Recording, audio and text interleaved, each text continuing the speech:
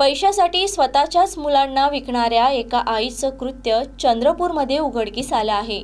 आपल्या 2 निष्पाप मुलांना केवळ 2 लाख रुपयांना विकल्यानंतर या निर्दयी महिलेने आपल्या 15 वर्षाच्या मुलीच्या नवजात बाळालाही विकण्याचा कट रचला होता।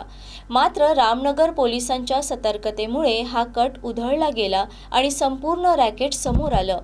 या प्रकरणात रामनगर पोलिसांनी आरोपी आई आणि बाळ विकत घेणाऱ्या 2 महिलांना अटक केली आहे। दरम्यान या प्रकरणातील मुख्य आरोपी अजय फुलझले हा सध्या फरार असून पोलीस त्याचा शोध घेत आहे। 4ही आरोपीवर मानवी तस्करी आणि पोस्को कायद्याअंतर्गत गंभीर गुन्हे दाखल करण्यात आले आहे। पुढील तपास रामनगर पोलीस करीत आहे।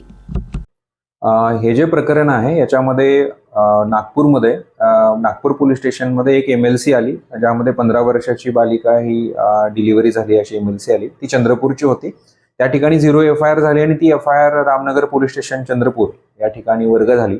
याच्यामध्ये पुढे तपास केल्यानंतर त्याच्यामध्ये असं निष्पन्न झालं की या मुलीची जी आई आहे आणि तिच्यासोबत तिचा जो एक प्रियकर आहे, यांना जी काही 2 मुलं होती, अशा 2 लहान मुलांना या दोघांनी दुसऱ्यांना विकलेलं आहे। त्याच्यामध्ये पुढे ज्यांना विकलेलं आहे ते लोक आणि याच्यामध्ये ही जी मुलीची जी आई आहे तिला, अशा तिघांना याच्यामध्ये अटक करण्यात आली आहे आणि एक आरोपी जो आहे तो याच्यामध्ये फरार आहे। याच्यामधला पुढील तपास जो आहे त्याच्यामध्ये संबंधित सेक्शन्स वाढ करून त्याच्यामध्ये पुढील तपास हा रामनगर पोलीस स्टेशन या ठिकाणी चालू आहे।